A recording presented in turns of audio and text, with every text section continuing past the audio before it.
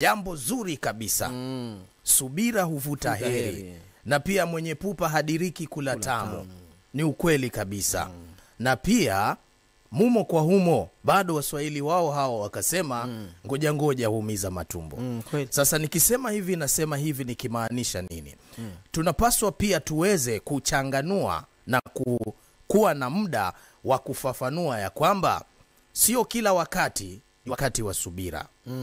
Manake wakati mwingine tunapaswa kuachilia vile ambavyo tunavisubiri. Kwa sababu kuna tofauti kubwa kati ya kusubiri na kupoteza wakati. Kweli. Lakini unapaswa kutambua na kung'amua, je, hili ni la subira ama ni la kupoteza wakati? Maana wapo watu wengi sana wamepoteza wakati wakijificha kwenye mwavuli wa subira.